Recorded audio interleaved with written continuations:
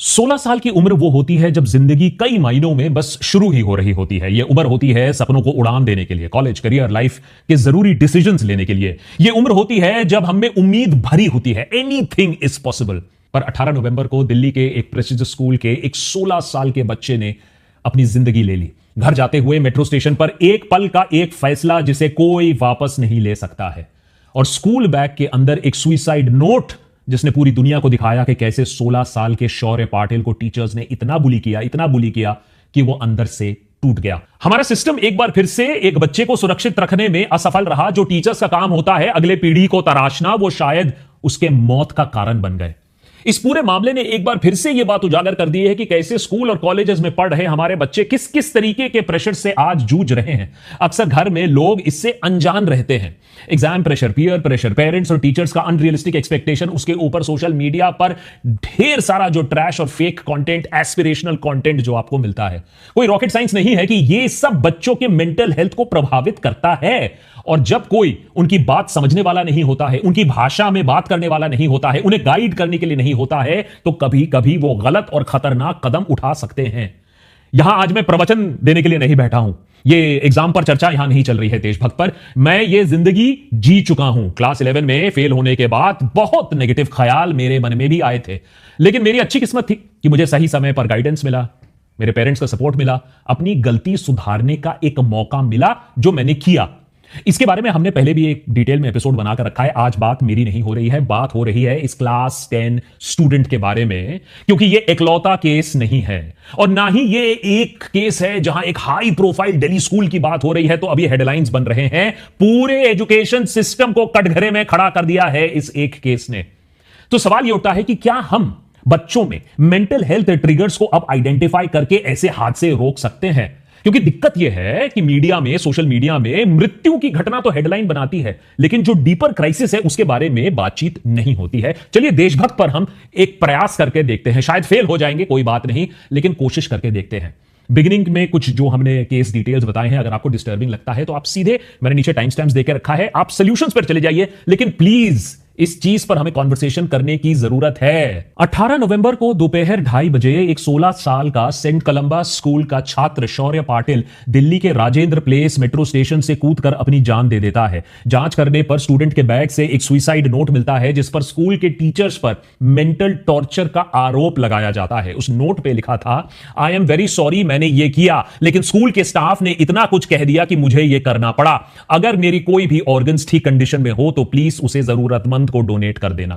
बच्चे ने अपने माता पिता और बड़े भाई से माफी भी मांगी और टीचर्स के खिलाफ स्ट्रिक्ट एक्शन की मांग की। उसने लिखा, मेरी लास्ट विश यही है कि इनके ऊपर एक्शन हो। मैं नहीं चाहता हूं कि और बच्चे मेरी तरह ये सब झेले।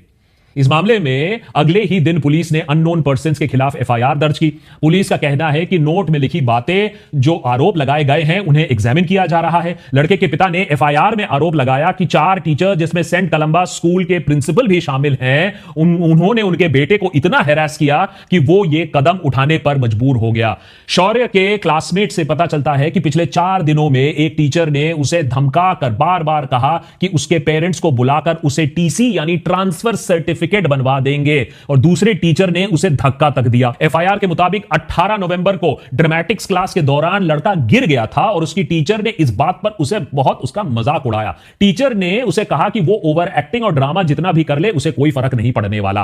पुलिस के मुताबिक कम से कम एक रिकॉर्डिंग में एक टीचर उसे दूसरे बच्चों के सामने बेइज्जत कर रहा था। इसकी तो रिकॉर्डिंग भी है, लेकिन दोस्तों का कहना है कि उसके साथ हैरेसमेंट क्लास 8 से ही शुरू हो गया था। लड़के ने अपने पेरेंट्स को भी बताया कि कुछ टीचर्स उसे छोटी छोटी बातों पर डांटते, बेइज्जत करते। पेरेंट्स का कहना है कि उन्हें कई बार टीचर्स और प्रिंसिपल को भी वर्बली कंप्लेंट किया, लेकिन हैरेसमेंट बंद नहीं हुई थी। उल्टा टीचर्स ने पिता से यह भी शिकायत की कि बच्चा नॉटी है, मिमिक्री करता है। सोचिए, बच्चा नॉटी और मिमिक्री होना आजकल क्राइम हो गया है। लड़के के क्लासमेट्स ने बताया कि घटना वाले दिन वो ड्रामा क्लब में सबको बता रहा था कि वो स्कूल का अगला शाहरुख खान बनना चाहता है। उसके दोस्त और परिवार वाले बताते हैं कि वो बहुत क्रिएटिव और सेंसिटिव बच्चा था, जिसे स्पोर्ट्स पसंद था, जो फिल्म स्क्रिप्ट्स लिखता था और एक्टर बनना चाहता था। उसके अंकल ने मीडिया को बताया कि स्कूल कभी भी इन क्रिएटिव और सेंसिटिव बातों को, इन बच्चों के इमोशंस को समझ ही नहीं पाया और सुइसाइड से पहले 3-4 दिनों दिनों में हैरेसमेंट काफी बढ़ गया था। कुछ स्टूडेंट्स का कहना है कि टीचर्स अच्छा परफॉर्म करने वाले बच्चे और कम मार्क्स लाने वाले बच्चों में साफ भेदभाव करते हैं। और यह बात तो खैर मैंने भी स्कूल में झेली थी, इसमें तो कोई नई बात है ही नहीं। अगर आप रट्टू तोता हो, आईआईटी एमबीबीएस मटेरियल हो, तो फिर आपको इज्जत दी जाएगी, और ना हो तो फिर आप सेकंड क्लास ट्रीटमेंट आपको मिलेगा। उसके ऊपर क्रिएटिव बच्चे हो और अगर टीचर पे सवाल कर दिया तो फिर तो आपका खेल खत्म। शौर्य के पिता ने बताया कि वो कई दिनों से उसे स्कूल बदलने की बात करता रहा, लेकिन 20 इंटरनल मार्क्स खोने के डर से उन्होंने स्कूल चेंज करने का फैसला थोड़ा डिले कर दिया था, और यही डिले बहुत महंगी पड़ जाती है। घटना से सिर्फ एक दिन पहले 17 तारीख को उसके पिता ने उसे समझाया था कि बस 10 दिन में एग्जाम शुरू होने वाले हैं, इस एकेडमिक ईयर के बाद उसका स्कूल बदल दिया जाएगा। परिवार का आरोप है कि उन्हें यह भी पता चला है कि बच्चे ने स्कूल काउंसलर्स और टीचर्स तक को बताया था कि वो सुइसाइड कर सकता है, लेकिन स्कूल ने साफ संकेत होते हुए भी कुछ नहीं किया, परिवार तक को इन्फॉर्म नहीं किया। राजेंद्र नगर पुलिस स्टेशन में दर्ज एफआईआर में अबेटमेंट ऑफ सुसाइड का चार्ज भी अब शामिल कर दिया गया है, और पुलिस क्लासमेट्स, टीचर्स और स्कूल अथॉरिटीज के स्टेटमेंट्स भी रिकॉर्ड कर रही है। एफआईआर के बाद स्कूल के हेडमिस्ट्रेस समेत 4 स्टाफ मेंबर्स को सस्पेंड कर दिया गया है। घटना के 2 दिन बाद स्टूडेंट्स और पेरेंट्स ने स्कूल के बाहर प्रदर्शन भी किया। उनकी मांग उस क्लास 10th के बच्चे के लिए इंसाफ और उन टीचर्स की गिरफ्तारी जो इस घटना के लिए जिम्मेदार हैं।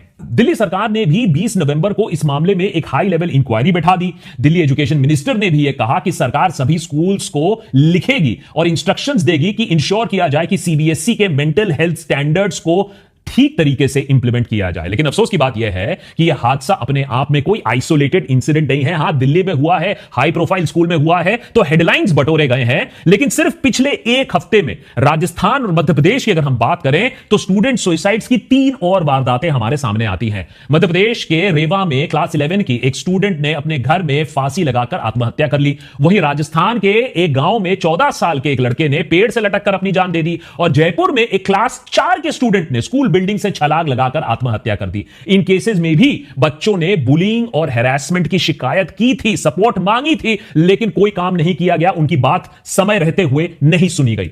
मैं इन केसेस के डिटेल में नहीं जाऊंगा क्योंकि वैसे में भी YouTube ऐसे सेंसिटिव कंटेंट को, ऐसे एपिसोड को एज रिस्ट्रिक्ट कर देता है, लेकिन अगर आप इंटरेस्टेड हो इन केसेस के बारे में पढ़ने के लिए तो मैंने नीचे सारे लिंक्स देकर रखे हैं। पॉइंट यह है कि आप सारी घटनाएं टटोल लोगे, आपको कारण वही मिलेंगे। सारी घटनाओं से यह समझ में आता है कि बुलिंग और हैरेसमेंट अब स्कूलों में आम बात हो गई है, जिससे कुछ बच्चों पर बहुत गहरा असर पड़ता है। कुछ बच्चे उससे डील कर लेते हैं, लेकिन कई बार जब बच्चे इससे डील नहीं कर पाते हैं, मदद नहीं मिलती है, तो वो एक्सट्रीम स्टेप लेने पर मजबूर हो जाते हैं। अगर आंकड़ों की बात करें तो एनसीआरबी डेटा के हिसाब से 2013 से 2023 के बीच में एक दशक में स्टूडेंट सुसाइड 65% बढ़े हैं। 2019 से 2023 के बीच में और ज्यादा तेजी आई है, जिससे यह बात एकदम डेटा से साफ होती है, साइंटिफिकली साफ होती है कि पिछले कुछ सालों में यह प्रॉब्लम बद से बदतर हो रही है। इंडिया टुडे में छपी एक सर्वे के हिसाब से हमारे देश में 10 में से 1 बच्चा सुसाइड के बारे में किसी एक टाइम पर सोच रहा होता है या प्रयास कर चुका होता है टू सेल्फ हार्म। अब आप मानो या डिनायल में जीना चाहो, फैक्ट तो यही है कि स्थिति आपकी और हमारी समझ से कई ज्यादा और गंभीर है।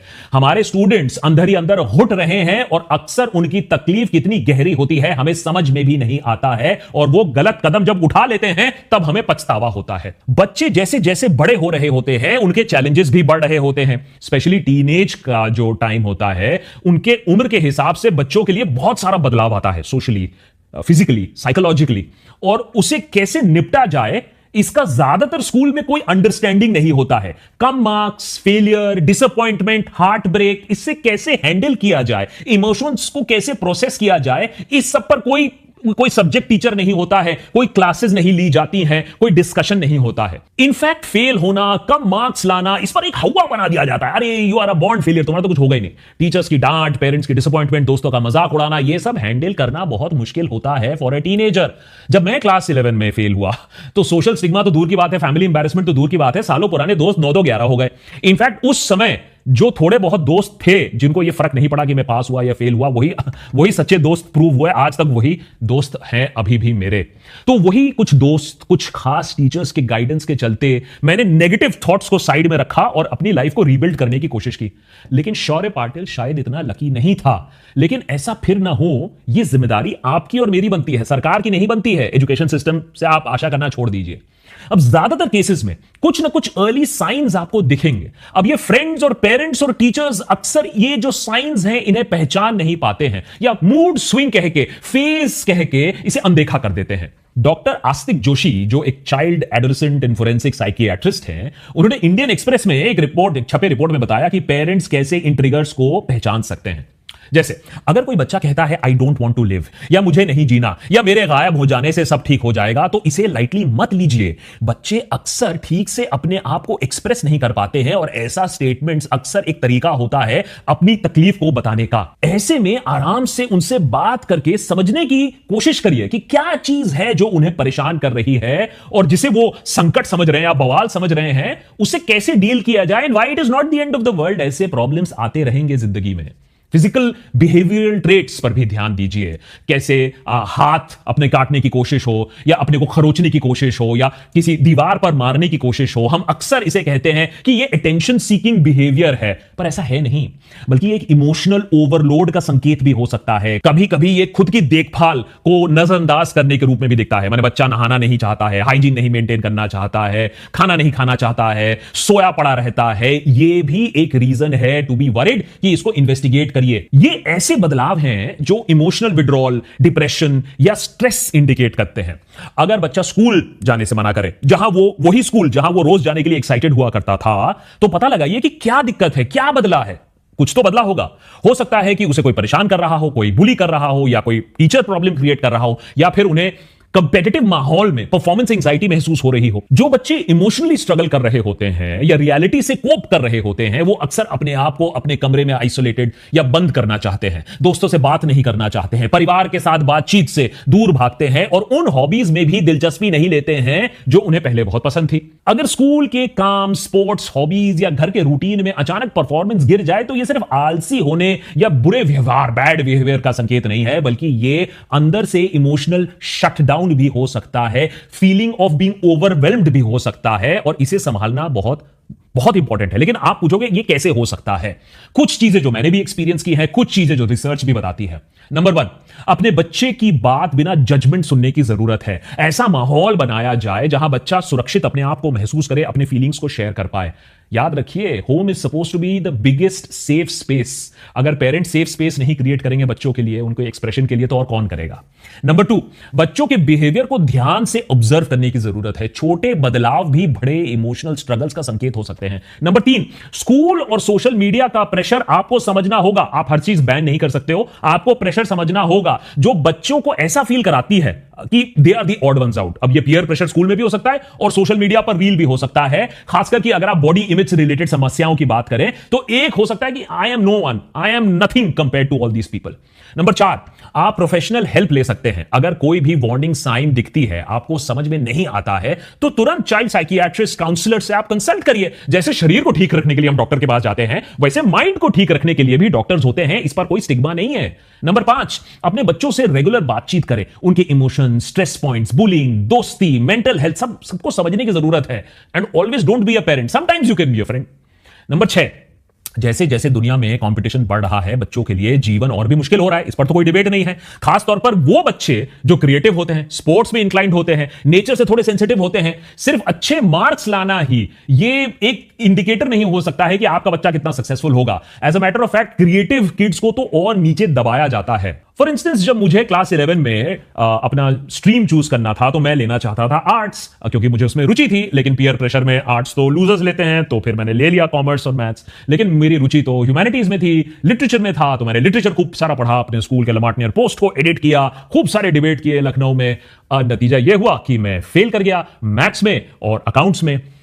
उसके बाद थैंकफुली, बिकॉज मुझे डायरेक्शन मिला, मुझे कुछ अच्छे दोस्त मिले, मुझे कुछ अच्छी गाइडेंस मिली, मैंने फेल होने के बाद वापस आर्ट्स में एडमिशन लिया अपने स्कूल में, और उसी क्लास में फिर फर्स्ट आया, और उसके बाद कभी सेकंड नहीं आया। उस समय जो नेगेटिव थॉट्स थे उसको मैंने पीछे हटाकर I give it my best shot.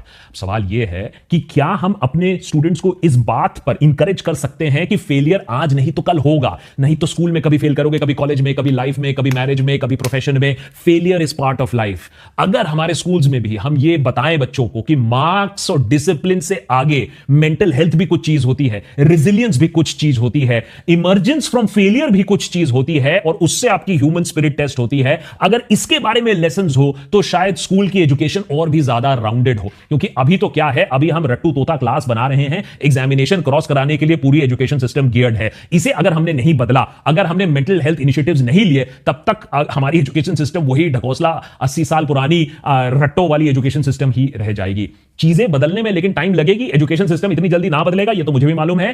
तो हमें ही थोड़ा बदलना होगा, एज सोशली हमें ज्यादा अवेयर होना होगा। खास करके देशभक्त में जो स्टूडेंट्स, जो यंगस्टर्स हमें देखते हैं, please make sure you reach out to people who are struggling. Don't let your ego come in the middle, reach out to people who are struggling, क्योंकि ये टाइम ही ऐसा है और आप ही अपने दोस्त के काम आओगे, रिश्तेदार के काम आओगे। एंड पेरेंट्स से मेरी खास करके रिक्वेस्ट है, please know when to go soft on your kids. मेरे पेरेंट्स का सबसे बड़ा कंट्रीब्यूशन यह था कि मेरे फादर ने जितना भी मुझे डांटा पीटा हो, लेकिन जब मैं फेल किया, he completely backed me, allowed me to do whatever I want because he saw that I was genuinely sorry, और मैं कुछ चीजें ठीक करना चाहता था।